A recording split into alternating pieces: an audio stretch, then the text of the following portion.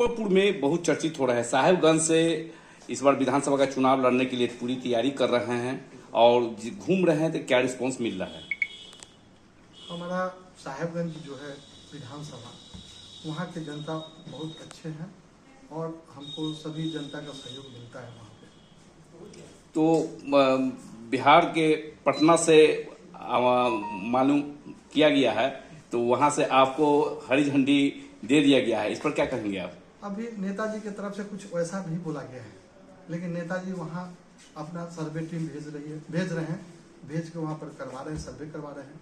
और जो पार्टी के अच्छा जो भी चीज़ होगा, हम लोग पार्टी के लोग हैं और नेताजी के लिए जो अच्छा होगा उसी चीज़ को हम लोग करने के लिए तत्पर हमेशा है। तो किन मुद्दाओं के लेके जा रहे हैं और लोगों के बीच में बोल रहे हैं और इस पर तैयारी कर रहे हैं? देखिए, आपराधिक घटना पूरे बिहार में चरम पे है।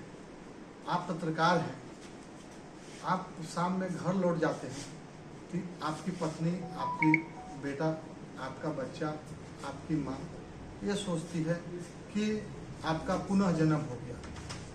आज के जो परिवेश चल रहा है, तो आपराधिक जो भी घटना है वो चरम पे है और यहाँ पर जो प्रशासन है, प्रशासन के द्वारा जातिगत अपराधी का चैनल बनाया गया है। हम लोग कोई भी जाति धर्म का अपराधी हो उसको अपराधी मानते हैं। गलत आदमी गलत है, उस पर कार्रवाई हो। इस तरह का प्रशासन का रवैया रहेगा तो कभी भी माने प्रशासन इस चोर उचक्का अपराधी पर अंकुश नहीं लगा सकते। देखा गया है कि शिक्षा, स्वास्थ्य, समाज कल्याण, तीन चीज पर आप मतलब कि जो से फोकस दे रहे हैं, और शिक्षा के क्षेत्र में या स्वास्थ्य के क्षेत्र में किस तरह काम कीजिएगा? देखिए, अगर हमारी सरकार माननीय तेजस्वी प्रसाद यादव जी अगर मुख्यमंत्री बनते हैं तो सारे चीज़ों को वो बहुत नज़दीक से देखे हैं, सारे चीज़ पर काम होगा और नया बिहार बनेगा। तो किस तरह मतलब कि जो है आप चाह रहे हैं कि वो, चूंकि साहेबगंज बहुत पिछड़ा मतलब ये है, तो उस वहाँ बाढ़ से कैसे मुक्ति दिलाइएगा? बाढ़ का बात रहा, अगर हमको उस तरह का मौका मिलेगा तो सबसे पहले बांध का व्यवस्था करवाया जाएगा, जो कि पानी का जो फ्लो है उसको डाइवर्ट किया जाए, दूसरे तरफ किया जाए, जो कि बाढ़ से निजात मिले वहाँ के लोगों को। और बहुत ज़्यादा पिछड़ापन है जिसके चलते वहाँ पर माने लोगों में जो शिक्षा इस सब में माने क्रांति लाना होगा। वहाँ पे स्कूल कॉलेज का संख्या बढ़वाना होगा, हॉस्पिटल का संख्या बढ़वाना होगा। इस तरह का काम करने का दिलो दिमाग में है। हम 2025 में जो विधानसभा होगा उसमें लालू चालीसा और लालू मंत्र किस तरह से काम करने वाला है?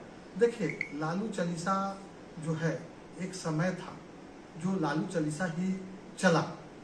जिस समय जिस चीज़ का, अगर आप बीमार हैं तो जिस समय बुखार रहता है, 101 रहता है, तो दवाई जो खाना होता है खाते हैं। तो लालू जी माने पूरे बिहार में एक क्रांति लाए, लोगों को जुबान दिए, लोगों को बोलने का, चलने का, अपनी बात रखने का, लोगों में क्रांति लाए। उसी तरह हमारे नेता तेजस्वी प्रसाद यादव जी है, वो युवा है। अब वो चाहते हैं कि आर्थिक क्रांति लाने के लिए, हम बार बार आप लोग से बातचीत होती है तो इन बातों को हम रखते हैं। वो चाहते हैं कि स्वास्थ्य में सुधार हो, शिक्षा में सुधार हो, इस तरह का वो काम करना चाहते हैं और जनता मौका देती है तो हमारे नेता अच्छा काम करेंगे। अभी केंद्र सरकार जो जाति जनगणना कराई है, तो उसके लेकर के मतलब किस रूप में ले रहे हैं उस जाति जनगणना को? देखिए, जिसकी जितनी संख्या उतनी भागीदारी की बात हो रही है। तो जो जाति जनगणना हमारे बिहार में पहले हुआ, जो सरकार चल रही थी, गठबंधन की सरकार चल रही थी, उस समय जाति जनगणना करवाई है यहाँ की सरकार, जो हम लोग हमारे गठबंधन के सरकार में हुआ है। इसी तरह केंद्र का सरकार जो करवाना चाहती है, तो ये चाहती है कि हम किसी जाति का, जो जाति का संख्या है उसको हम लोगों के बीच में नहीं बताएं। तो किस तरह का जाति जनगणना होगा जब हमको पता नहीं होगा कि हमारा जाति का संख्या कितना है, हमको कितना भागीदारी मिलने वाला है, तो उस जनगणना से क्या फायदा होगा? परिचय बताइए। मैं मनोज राय, प्रदेश महासचिव युवा राजद। टिकट का बंटवारा होगा वो सर्वे के आधार पर बंटवारा होगा। तो जिस तरह से क्षेत्र में आप भ्रमण कर रहे हैं, लोगों के बीच में कहीं ना कहीं चर्चा है, तो इस बार का जो चुनाव हो रहा है तो उसमें क्या लग रहा है कि किस तरह का ये? देखिए, हम बराबर आप लोगों को बताते हैं, हमारे पार्टी का जो निर्णय होगा उस निर्णय को हमेशा हम मानेंगे, और जिसको भी टिकट मिलेगा, अगर हमको टिकट मिलता है तो लोग हमको सपोर्ट करेंगे। हम अगर किसी दूसरे को पार्टी भरोसा जताती है, उसको टिकट देती है, तो हम उसके साथ में, हम पार्टी के लोग हैं, पार्टी के लिए काम करना चाहते हैं। क्या लग रहा है इस बार के चुनाव में साहेबगंज नहीं पूरे बिहार से जिस तरह का ऐलान तेजस्वी जी का है, माँ बहन का योजना है, या फिर 17 साल बनाम 17 महीना, तो इस सब का जो है क्या कुछ इफेक्ट पड़ने वाला है, क्या कुछ मोड़ लाने वाला है? देखिए, पूरे बिहार में चर्चा है, युवा सोच है, तेजस्वी प्रसाद यादव जी युवा सोच है और अच्छा सोच है।